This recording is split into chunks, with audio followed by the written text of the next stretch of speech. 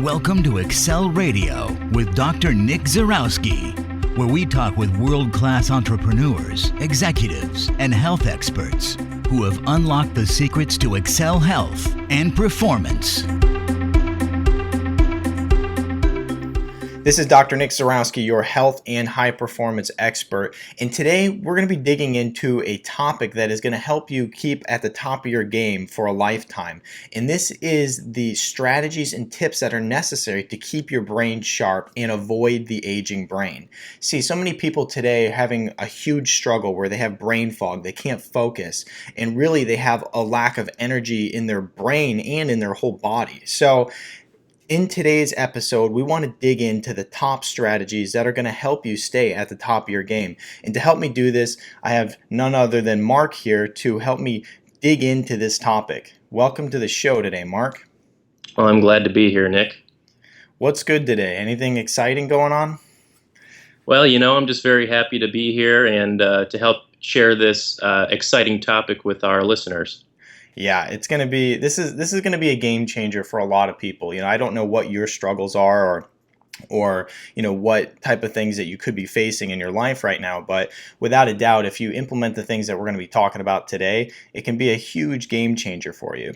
Before we get started though, I really want to thank people for downloading our show, for sharing our show on Facebook and the different social media platforms, and getting our show out there, because I've been able to hit the #1 health podcast in iTunes several times. So that's a really big deal, and it's really awesome because that means that we're getting this message out. We're getting this message of true health and true healing and true results to many people out there who need it. And the more people that we get to download the show and the more people who listen to it, it makes it available to be seen by more people. So how that works is we get a higher ranking. The higher ranking we have, the more people who see the show. So all in all, I appreciate your support and appreciate you downloading the show and sharing it with all your friends. But let's go ahead and dig into this topic here. So how to keep your brain sharp, how to avoid the aging brain. So this is a big deal for a lot of people. And, just to start digging into why this is such a big deal, it's because degenerative disorders are huge right now. We have Alzheimer's disease. We have ALS, we have Huntington's disease, Parkinson's disease, and so many others. It's estimated that there's about 45 million people worldwide who are suffering from brain degenerative or neurodegenerative disorders. So why don't you dig into some of these facts with me here, Mark? Yeah, absolutely. So what I wanted to do to get started is really just make this very tangible for our listeners, okay? So I know in my own life, I have a tendency to say, oh, that's not going to happen to me. I'm not going to get heart disease. I'm not going to get cancer. I'm not going to have a stroke. But if you look at the facts, if I'm not living a healthy lifestyle and I'm not doing what I need to do, then chances are that may happen to me. So let's just look at the facts here. First of all, I wanted to start with Alzheimer's, which is a type of dementia. Mm-hmm. This is actually the 6th leading cause of death in the United States. It kills more people than breast cancer and prostate cancer combined. Okay, so 1 in 3 seniors dies either with or because of Alzheimer's or other types of dementia. And in 2015, $226 billion will be spent on treating Alzheimer's and other dementia patients. That's crazy. Yeah. So, and that's only going to get worse unless things start to change. So by 2050, this number could actually rise to $1.1 trillion per year if current trends continue. Most people are going to tell you that there really is no way to prevent Alzheimer's. It's literally just the luck of the draw. However, there is new, very compelling research that may prove just the opposite. Let me tell you a little bit about that. So there was a study completed on a group of 600 nuns. What it did was it followed their lives from their early 20s when they initially joined the convent until well into older age. What this study showed was that those nuns who had more intellectual curiosity, better language skills, and better cognitive ability in their younger years were actually more likely to escape Alzheimer's disease in their later years. So that's very compelling, very new research, and certainly more needs to be done, but it's very exciting. So, and the next thing I wanted to talk about is something we don't initially think about in terms of degenerative brain disorders, and that would be strokes. The reason I bring up stroke is because having a stroke can actually age your brain years in just a matter of minutes. If you have decreased blood flow to an area of the brain, just a number of minutes, it can age your brain immensely. So each year in the United States, nearly 800,000 people experience a new or recurrent stroke, with the vast majority of those being new strokes. A stroke happens in the United States once every 40 seconds. It is actually the fifth leading cause of death in the United States, whereas Alzheimer's dementia is the sixth leading cause of death. And here's the kicker, okay? It's the leading cause of long-term disability in the United States.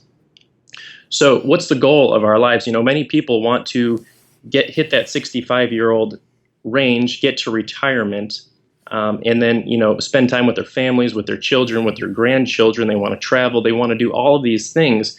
But then they hit 65, 70 years old, and they have this debilitating stroke that it can really ruin. If it doesn't kill you, then it can cause, grave disability in your later years. So the good news is that up to 80% of strokes can be prevented. And we're going to get a lot more into prevention and tips to optimize the brain later on in the show. So I'm not going to delve into that here, but just remember that up to 80% of strokes can be prevented. Well, thanks for sharing that positive information at the end there, Mark, because I was getting a little bit concerned with all those, with all the details that are showing that this diseases are just through the roof, And it's either fortunate or unfortunate, but I've had the experience to be able to witness this firsthand. When I was in graduate school, we would dissect these brains, and it was really interesting to see a healthy brain versus an unhealthy brain. You'd have a healthy brain, which would be spongy. The sulcuses between the different lobes would be nice and tight, versus the degenerative brain, which was typically hard, and it would have these big wide gaps in it. And so when you looked at these two different brains, you could really realize that with no history of the individual at all, you would be able to tell if this person had actually grown to an old age and was very quick-witted, or if this person had grown to an old age and had some serious struggles to where they didn't know themselves, they didn't know their family. And so, this is, like I said, with no history at all, you could just get a sense of what this person's life was like. So it's important that as we age, that we, keep putting a lot of effort into keeping our brain sharp, because from the minute we're born, we start losing all these neurons and synapses. And just since you've been listening to this podcast right here, you've already lost hundreds of neurons. And so you're probably wondering, if this is the case, if from the minute we're born, we start losing neurons and synapses, why is it that adults are so much more capable than infants? Or why is it that seniors are so much more quick-witted than the average teenager? And it's simply because of this, is because it's not about the number of neurons, but rather the neurons and synapses and how they communicate. It's about how well they're functioning.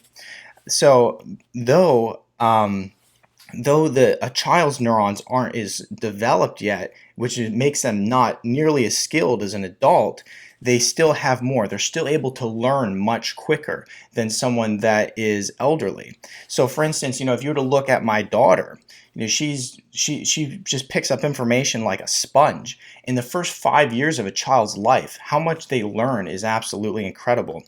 And it's really interesting to, see all the things that they have to learn that we just take granted for, like walking on the grass and seeing what that feels like, or, feeling the wind in their face. And it's just, this brand new sensation they've never felt before. Now, as an adult, if you feel something like that, or you hear something that's totally abnormal to us that we haven't already experienced, typically we just freak out, we'll jump, or it'll startle us or scare us. And as a child, they're just learning these things constantly every day, and they're just soaking it up like a sponge.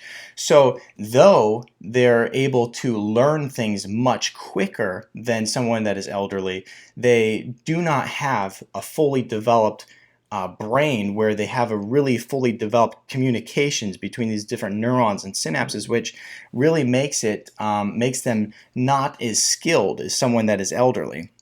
It's estimated, though, that the brain reaches full maturity at the age of 25. And so as you continue to age, it's important to pay really special attention to some of the different warning signs that can indicate that you're starting to have some brain degeneration, or even pay attention to some of the warning signs that someone around you is having some brain degeneration. Because I've witnessed this firsthand with my grandmother as well. It's really sad when you see somebody who is developing Alzheimer's and they're starting to not even know who they are. They're starting to not even know who their own children and their grandchildren are. And so, this starts, it starts to creep up on somebody. And I think at first, most people don't realize it. Well, I know in fact, it's fact that most people don't realize it. So that's why it's like, you have to really pay attention to those around you and see, like, are they repeating the same stories? Are they telling the same jokes and acting as if they've never said them before? So, paying attention to yourself, but also paying attention to those around you for some of these warning signs can really help turn somebody's life around if they're starting to develop brain degeneration early on in their younger ages, because most people think that it's normal to get forgetful as you get older. A lot of people will joke about it and say, oh, I'm just getting old, or maybe they'll start dozing off every time they pick up a book. They're unable to focus. They no longer find joy in relationships, and their mood just becomes negative and sour. Like I said, people joke about this. People laugh like, he's just old and cranky or something like that. But it's not age. It's a sign of brain degeneration, and it's really serious stuff. How it starts is usually you'll have some days that you're performing really well at work and you consider that to be a good day. And then you'll have some days where you can't focus and you just can't really think straight, and you consider that to be a bad day. But slowly you start to have more bad days until bad days just become the norm. But in fact, it's not normal at all, and you shouldn't be complacent with this, because brain degeneration isn't just deterioration of your brain. It's a deterioration of your career, your relationships, and really every aspect of your life. So when we are talking about brain degeneration, it doesn't just all come down to diagnoses such as Alzheimer's and dementia and Parkinson's, like you were talking about earlier, Mark. What can actually happen is there's many common secondary conditions that can stem from this. So a secondary condition is something that is stemming from the primary condition, which is brain degeneration. And these secondary conditions are things such as fatigue, depression, and gastrointestinal problems. Because what this really is this is a top-down issue. It starts in the brain and it starts to affect the rest of the body. Right. So let's start with fatigue, which I mentioned. So there was three things that I typically see that are really early signs of brain degeneration. I'll mention them again: fatigue, depression, and gastrointestinal problems. So let's start with fatigue. Fatigue syndrome is really, a top-down issue, like I mentioned. What happens as the brain degenerates, your brain cells develop really poor endurance to just ordinary tasks that you would be able to do on a normal basis. Once your brain fatigues, your whole body fatigues. And just simple things that you normally did throughout your whole life is just causing you to conk out like mid-afternoon. So for instance, like when I'm working with some of the executives that I work with, they'll tell me like, by the time noon comes, like I am shot. Like physically, I feel like I have some energy, but my brain is just shot. Or it could even be that they just have brain fog every day. And this is a fatigue problem in the brain, which, like I said, once the brain fatigues, essentially the whole body is starting to fatigue. So some of the things that you may be doing on a regular basis that is now starting to cause fatigue, you might want to look out for. So, if you're managing a company and you find that you're just done by afternoon, your brain just isn't working anymore, that's a problem. Reading can cause fatigue. Simple things just like driving or watching an action-packed movie can cause fatigue in these people who have brain degeneration. And then, of course, just all the various inputs just overwhelms you, and the exhausted neurons within your brain are just fatiguing much quicker than they did when you were younger. And it's a sign of brain degeneration in most cases. And then, of course, output to the rest of the body decreases, and the body is just going to continue to fatigue as well with just regular, ordinary tasks. Yeah, and just to further touch on that, I work with a lot of chronically ill people. And again, for those of you who don't know, I'm a registered nurse. I work in a critical care. So I see this very much, the fatigue in chronically ill people. So they have multiple factors involved, and it's almost every single time they're going to have this fatigue. Okay, so it's not just a heart problem. It's not just a blood vessel problem. It most of the time there's also a brain issue involved as well, and then you're going to have these other symptoms. So the next thing I'm going to touch on is depression. Mm-hmm. Yeah.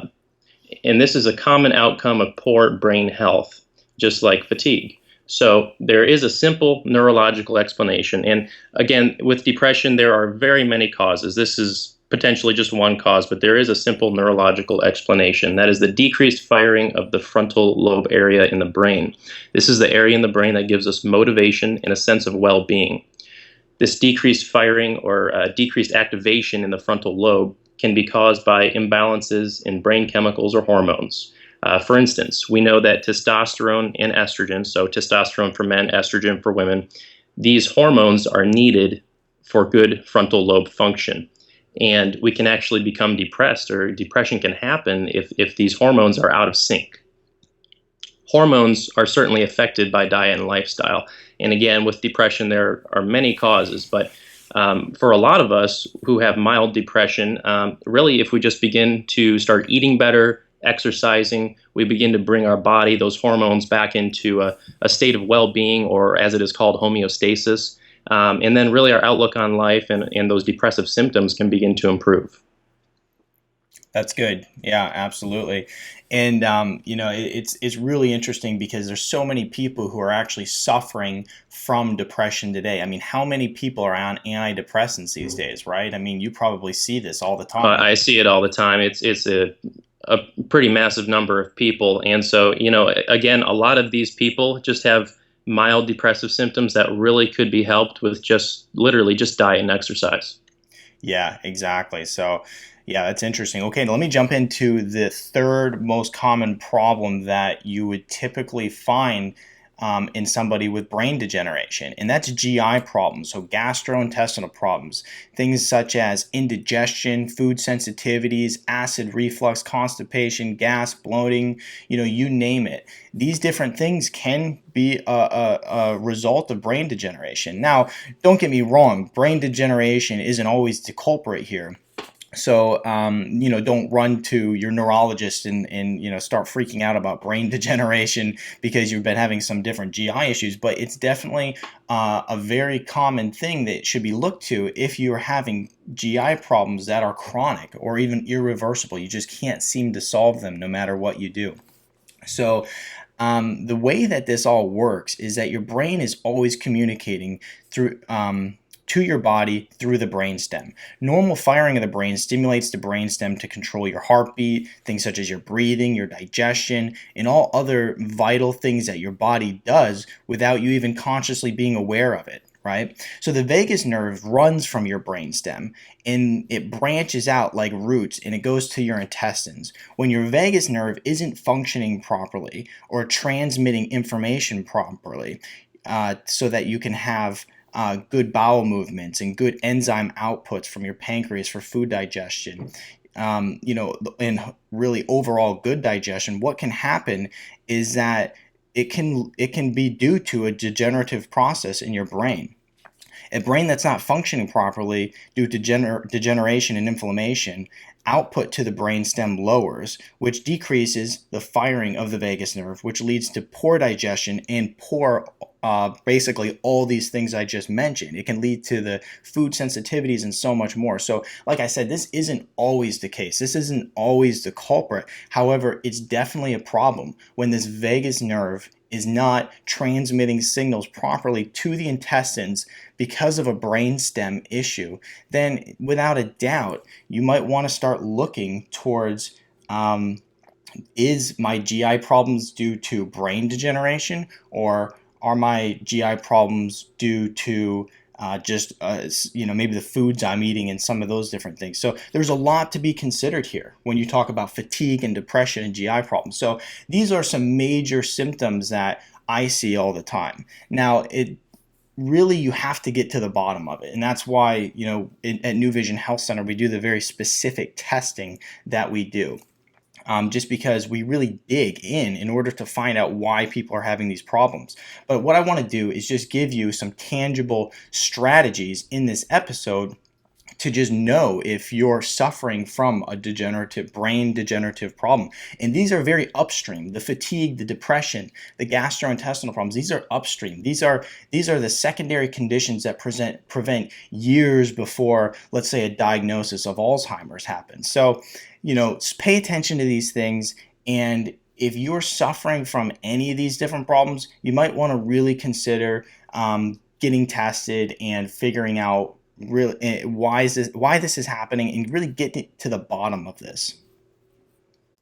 Now that we've talked about all the things that you should look for and also the many diseases, now we're going to jump into really the whole reason you're listening to this show, really the important part for you, and it's how to keep your brain sharp and also how to keep a sustainable, long-lasting energy and sharpness within your brain.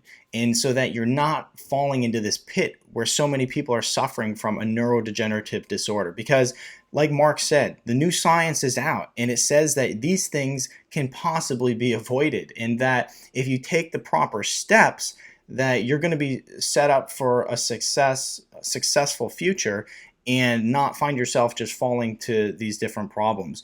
Just like we make a conscious effort to eat right and exercise, we have to make a conscious effort to protect our brain, doing the right things, and also building our brain. Yeah, so I just want to start off with the tip of, and this is something that I think everybody knows or most people know, but I feel like I have to say it anyways. So if you're currently smoking, stop it, okay? Smoking can really double your risk of stroke. Okay, so that's huge, especially if you're 65 years old. Your risk is already higher. If you're still smoking, it doubles the risk on top of that. So the other thing is moderate alcohol intake, so which would be 2 glasses of alcohol per day for men and 1 glass of alcohol per day for women. Anything above that, there's really some negativity involved there. So you just really be moderate and just watch what you're doing. So quit smoking and moderate alcohol intake. Tip number 1. Yeah, obviously, it's all about moderation, and it's crazy when you start thinking about some of these things that are just dead obvious, how many people are actually doing them on a daily basis. So, let's start with the dead obvious, and that's a good tip. The next thing I want to talk about is plasticity, and this is a big one because this is really cool, the science of plasticity. And so how this works is just as trees grow roots in order to find water, as you stimulate the neurons in your brain, their branches that are called dendrites grow outward into the surrounding neurons, increasing communication. And this is called plasticity, or the ability to build pathways within the brain. So now there's 2 different types of plasticity. There's negative plasticity and there's positive plasticity. So negative plasticity is something like, I'll use a child for instance. So a child who's playing a lot of video games. We always hear that a child shouldn't play video games, and it's many times most people don't even know why. But the reason that you don't want children playing an excessive amount of video games where they're shooting and blowing things up is because of plasticity. This is considered negative plasticity, and what happens is, as this child is playing these video games and blowing things up, and his brain is developing around this. He's literally developing a brain that is going to war. And so, next thing you know, the brain's survival-oriented limbic system is constantly in a fight or flight state. So you get this child is building this negative plasticity in this fight or flight sympathetic state. And then, they try to go to school and they can't focus. They react harshly when people, try to, let's say, correct them if they have bad behavior. And so, you got to make sure that you're not developing negative plasticity in your body and in your brain, I guess. And so one of the ways that this could happen or play out in someone that's older is maybe bad relationships, a really poor quality job, and just things that are, negative on a daily basis. This will develop this negative plasticity and make your brain wire in a very negative manner. Now, when it comes to building positive plasticity, it's very important that we do this in order to maintain our brain health and energy long term. This is called long-term potentiation. This is the long-lasting ability for the neurons to communicate with each other in the brain. So just as we were talking about those children who have more neurons and more synapses, we're looking at how can we make these synapses better? How can we make these neurons and synapses function and communicate better in the brain? And that's why an elderly person is sharper than a younger person in a lot of cases, because they have this really strong developed communication. And so in order to become more efficient in learning tasks and maintain brain health as you get older, you really have to challenge your brain on a daily basis. You have to challenge your brain physically and cognitively. In order to maintain your brain, you really need to be a scholar and an athlete as you start to get older. You know what, like I said, after 25, your brain has matured and it's going to go downhill from there. So what you want to do is you want to just use this positive plasticity of doing new things and new experiences, reading books and whatever it may be, learning to play a guitar. These things are going to create this plasticity within your brain. It's one of those things, if you don't use it, you lose it. And you definitely will lose your brain if you're not creating that positive plasticity. Many people just go through life doing the same old thing. They go to their job and it could be working on a computer and they're just punching buttons. And, this isn't creating plasticity within the brain. It's really just, the same old routine. So you want to challenge your brain. You want to learn a new language and learn how to play the piano, learn how to play a new sport, do all these things that challenge your brain.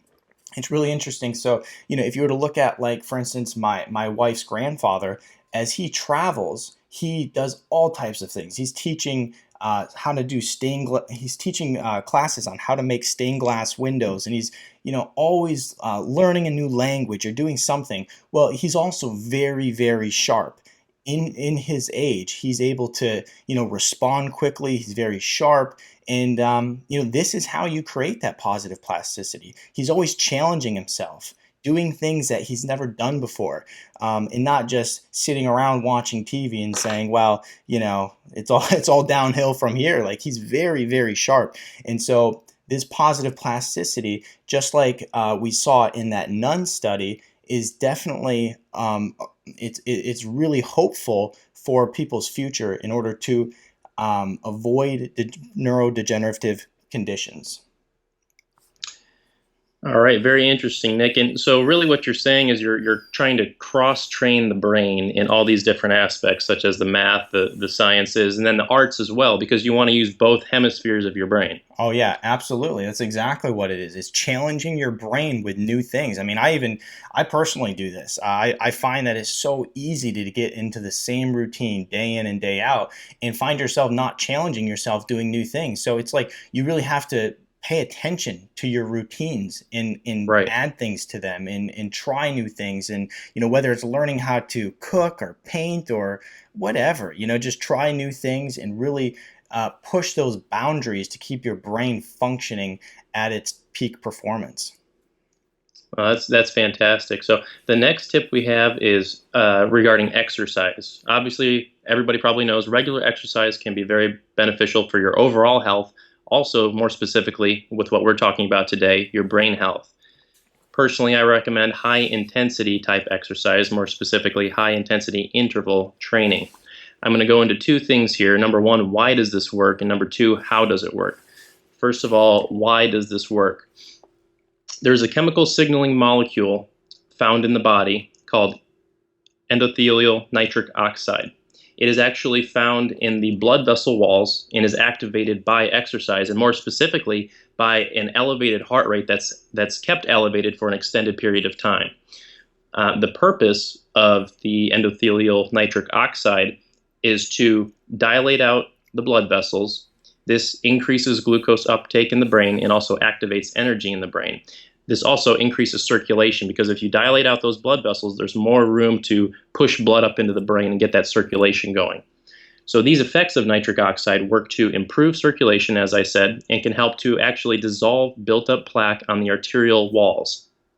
The effects of nitric oxide also last long after you finish exercising, which is why, again, circulation and brain function increase after exercise. So number two, how does it work?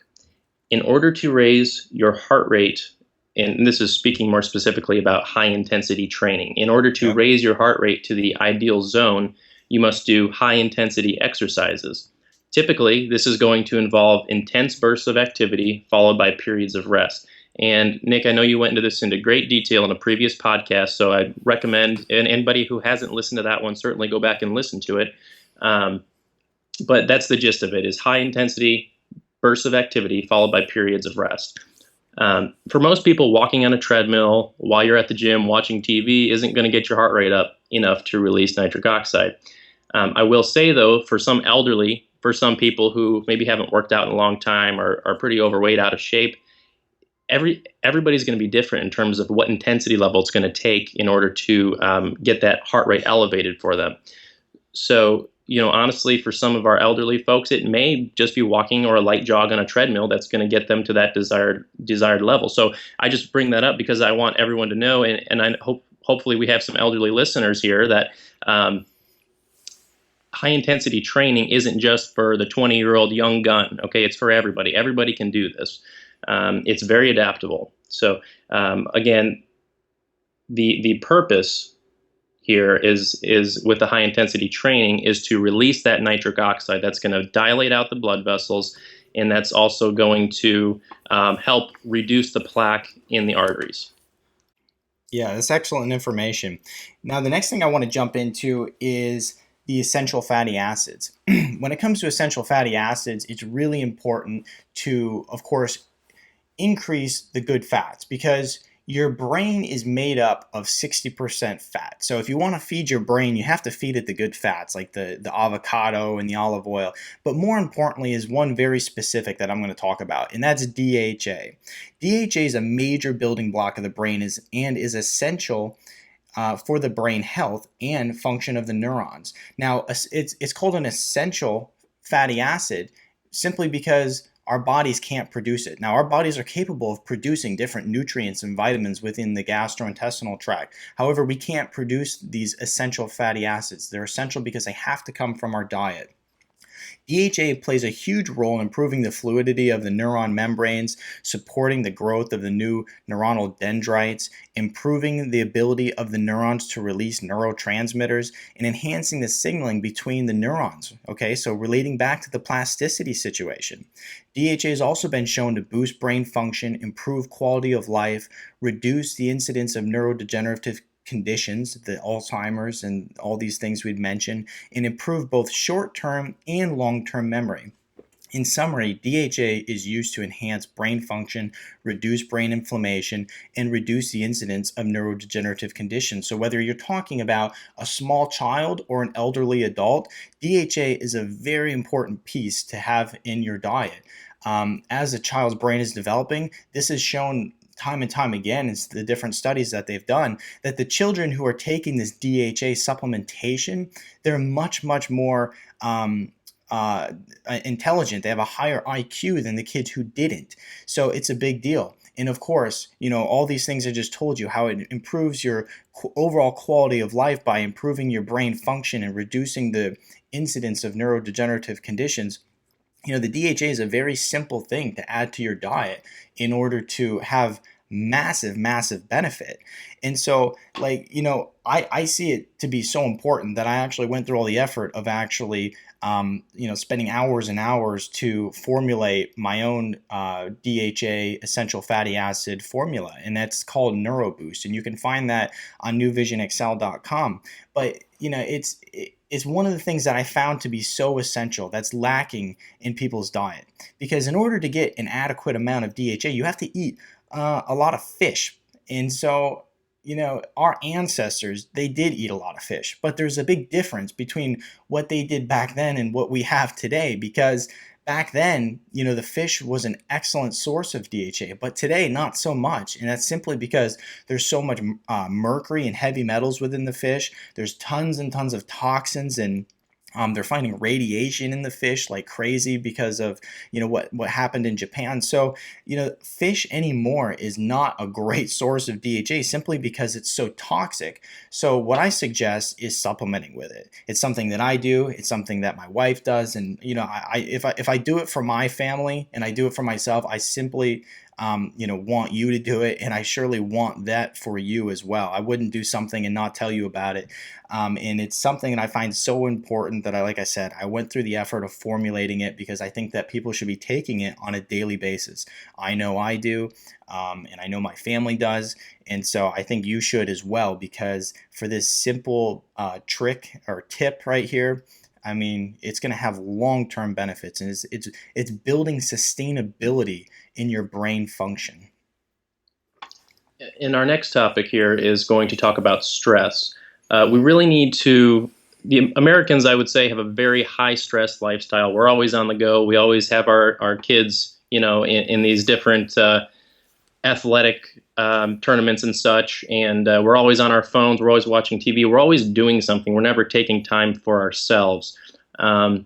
Unfortunately, stress inhibits the flow of oxygen to the brain. So when the body is constantly in a state of sympathetic or stressful excitation, in terms of oxygen supply, the brain actually gets kicked towards the bottom of the totem pole, as you could say. So it doesn't get the required oxygen that it needs. What this does is it leads to inflammation within the brain. This can then spiral into worsening brain inflammation, which then leads to degenerative brain diseases such as dementia and Alzheimer's if the cycle isn't stopped. If you have a lifelong cycle of that, that's what it leads to. So really what I want to hit on is a couple of methods in order to decrease stress. One thing I've already talked about here in great detail, and that's exercise. Exercise is absolutely huge for decreasing stress. If you've ever heard of the runner's high, you get that endorphin release. You feel great while you're running and also for quite a while after you're done, not just running, but also any type of exercise, including high-intensity exercise. So you remain relaxed long after you're done exercising. So that's number one. Number two would be dietary methods to decrease stress. We have a lot of caffeine in our diet, as well as excess sugars. With both of these things, they create highs and lows in energy. What we want to try and do is create consistent energy throughout the day, because if you have too much caffeine, excess sugars, you're creating these highs and lows in your blood sugar. On the lows, you're actually much more stressed because you're having to get more stressed in order to be more focused. Okay, so if you have consistent energy throughout the day, that's going to help you just relax more, just enjoy yourself, and be consistent throughout the day. Next thing would be relaxation techniques that can be helpful if you're overly stressed and these other methods aren't quite cutting it for you. Deep breathing exercises can be very beneficial. Meditation is a great way to decrease stress. Also, I'd probably throw in yoga here. It's kind of a mix between exercise and relaxation technique, depending on how hardcore you do it. You could do it very gently, and it's more of a relaxation technique, very fervently, you could say, and it's more of an exercise. So I think those are all great ways, and hopefully you can implement some of them in your life. Yeah, I mean, stress is really crazy, because stress is something that I see that all the businessmen and women that I work with, they face this problem. And it's funny because when they start working with me, they probably, in most cases, they just haven't heard somebody talk about this before. They haven't heard somebody say, hey, look, we got to work on your stress level. We got to work on calming you down. I want you to start doing these strategies. And I even give them, right off the bat, different tools in order to reduce stress. And I think some of them are just like, what is this guy talking about? But it's huge. It's absolutely huge. And how it plays into brain degeneration, how it plays into absolute hormone chaos within the body. And if I have somebody that's in a really stressful situation or just a stressful place in their life, and they want me to get them well, it's like, look, we got to work on some of the basics. And that's why I incorporate lifestyle into so much into what I do. It's not about having all the fancy, supplements or the fancy tests and all that. A lot of it's about lifestyle. Now, don't get me wrong. It's about getting direction, being clear on what you need to do, because you can't manage what you can't measure. So, that's important as well. But fixing the lifestyle is absolutely huge. And so let's recap on what we just talked about here. And these are the things that you need to start doing in order to have a good, sharp brain for a lifetime. It's all about sustainability here at New Vision Health Center. Sustainability in health, sustainability in your overall brain function is important as well. So first, we talked about the obvious: stop smoking. Take it easy on the alcohol, and those are really the things that are just the dead obvious. Next thing was plasticity, and how that helps increase the communication in your brain, and how there's studies on this that are already showing that there's really a positive outlook on plasticity and how it can stop the degenerative process within the brain and helping you stay sharp. We talked about exercise, specifically high intensity interval training. Implement this, many great benefits. The use of essential fatty acids such as DHA, and I talked about the NeuroBoost supplement that I formulated and how that has really good levels of DHA and essential fatty acids in it. And then lastly, we talked about stress and how it's absolutely important to reduce the stress level in your life. And I think that if you implement all these things into your life, that you're going to, without a doubt, it's in the research that you're going to see some benefit from this. So implement this in your life, and that's all I got for you today. So thanks for doing this with me, Mark, because you really shed a lot of light on this topic, and I think that a lot of people are going to benefit from it greatly. Well, thanks for having me today, Nick. And just one last tip here: it's never too late to change your lifestyle. So if you're 20 or if you're 85 or 90 or 100, you can always make little changes in your lifestyle that are going to be very beneficial for your brain in order to stay sharp down the road. So thank you for having me today. Yeah, absolutely. And thank you. Everyone have an amazing day, and we look forward to having you with us on the next podcast. And also thank you again so much for sharing this with your friends and putting the word out about what we're doing here, because this information is life-changing and there's a lot of people who need it. So, I thank you and they thank you, and, very grateful for all your support. Take care and have a wonderful day. If you want more information to multiply your health and simplify your lifestyle, visit our website at excelpodcast.com.